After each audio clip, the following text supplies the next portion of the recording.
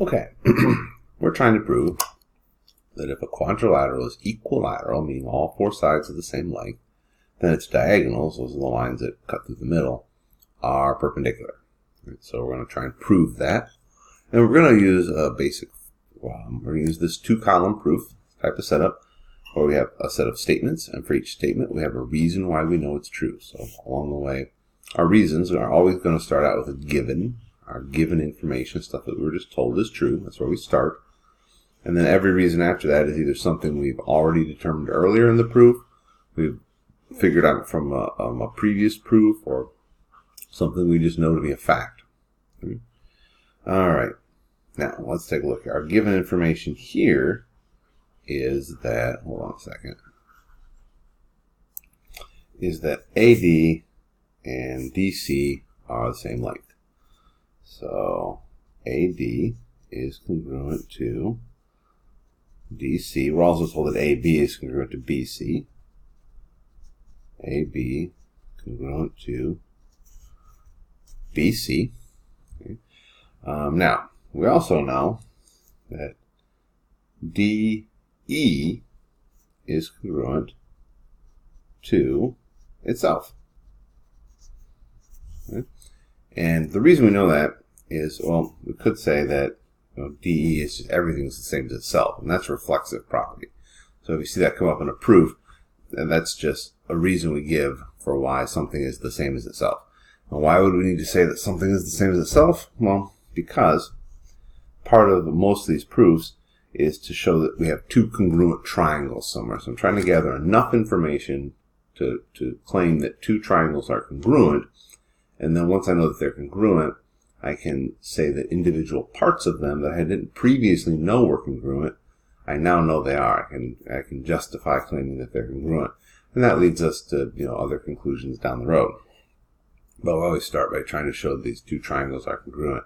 It's a good idea to look at it. Yeah, they look congruent. If they look congruent, then maybe they are. Maybe I can give a good reason for that, in which I can in this case. So I know that DC and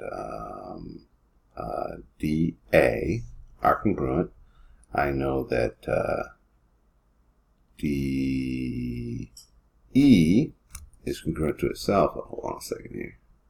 When I set this up, I forgot something. EC is congruent to EA. And we had that from an earlier proof. I forgot to put that in here in my setup. So we had that from an earlier proof. It was that we used it in the case of the kite, but it was the same argument that this diagonal bisects the other diagonal, that EC is the same distance as EA. So let's go to some of it here, give ourselves a little more room. So now we know this side is congruent to itself, EC is congruent to EA, and AD is congruent to CD, which makes these two triangles congruent by side, side, side. So let's write that down. We have triangle DCE. We have to make sure that we name these correctly. So if we're on DCE, we have to go DAE. Okay. And since those two triangles are congruent, we know that these two angles right here are congruent. So AED is congruent to CED. Now where we're going with this is we're going to prove they're congruent, which means they have the same measure, and they're also supplementary, so they add up to 180. So two angles that have the same measure and add up to 180 have to be 90. Okay? So let's see. Definite, oh yeah, which means that the measure of AED equals the measure of CED. So two angles being congruent, we can prove that using congruent parts, or corresponding parts of congruent triangles are congruent. Right? But congruence means specifically in this case that they are, hold on a second, Goodness sakes, a cat scraping at the door over there. I go to let him in, he doesn't even want in. Okay, so the two angles are the same measure, meaning they're equal. So the difference between these two statements is we're saying the two angles are congruent. Here we're specifically saying that the measure of the two angles are the same. And this measure of angle, that's a number, right? We'd measure this in degrees, right? So this is like saying these two things are the same. Specifically, they have the same measure, they're the same size. Next, we know that AED and CED are a linear pair. Okay? A linear pair means that they sit together on the same straight line. That's what linear on a line, pair, two angles on a line, linear pair. Right? So this line right here has our angles CED and AED. Right? That's what linear pair is. And then we know that the measure of AED plus the measure of CED equals 180. Right? And this is a fact of linear pairs. So they add up to 180. Just think about it. If I were to open up this angle so far, and then I open up further, I put in the other angle on top of it, and I get 180 degrees when you open up the angle all the way. And so the two angles together, their measures add together equal 180 degrees. And it's a fact about linear pairs.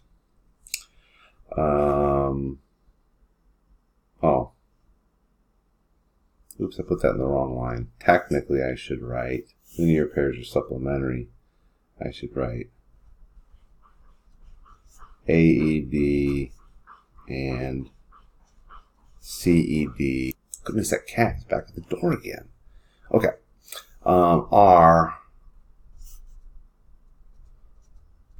supplementary. Okay, so they're a linear pair. We know that because point E, which is their common vertex, is on the line segment AC. Okay? Which you can just observe by looking at it. We know that they're supplementary because linear pairs are supplementary. So we lose the fact that it's a linear pair, which we determined because of its arrangement on the page. Use that fact as our reason to support a new fact that they're supplementary, and then that they add up to 180 degrees, and that's the definition of being supplementary. On some proofs, you might just skip straight to they add up to 108 degrees and kind of leave out these middle steps. But I just want to show you a very detailed proof. So again, our first thing is to say that they are a linear pair, and they are a linear pair because their common vertex is on this line AC. Again, that's basically just saying that's how they're arranged on the page. Okay? They're a linear pair. We kind of observe that. Next, we'd say that because they're a linear pair, they are supplementary, and that's just sort of a fact that we know that we're bringing in from the outside. The linear pairs are supplementary. And then we say, well, because they're supplementary, that means that their measures add up to 180 degrees, and our reason for that is that, well, that's what supplementary means. So a lot of extra steps to get to this point right here. And then we would just jump to measure of AED equals measure of CED equals 90 degrees. We knew they were equal from earlier because we had that from earlier.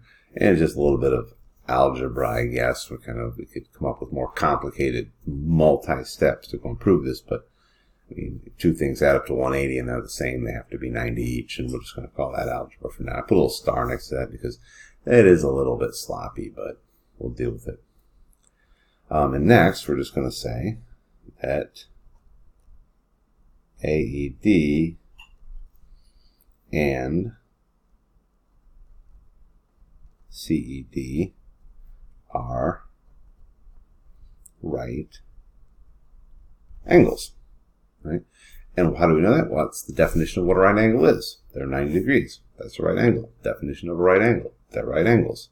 Right? And then finally, that means that DE and EB are perpendicular. How do we know that? Well, definition of perpendicular. They meet at right angles. If they meet at right angles, they must be perpendicular because that's what it means to be perpendicular. By the way, it also have this symbol here, DE perpendicular to EB. Okay. And I suppose we could extend DE and say that DB is perpendicular, I suppose. Technically, to say that the whole diagonal is perpendicular, but that should be obvious from the beginning. So again, to go through it, we started out with some given information to prove that these two triangles, BAE and DCE, were congruent. Once we knew that they were congruent, we proved that using side, side, side. Then we knew that these two angles must be congruent, that they have the same measure because they're corresponding parts of congruent triangles. Then we pointed out that they add up to 180 degrees, and it took us a few steps to get there. We said that, well, first we said that they're a linear pair because their common vertex, which is at E, right, is on the same line that shares two of their sides. But again, you're just kind of observing that from the picture, really.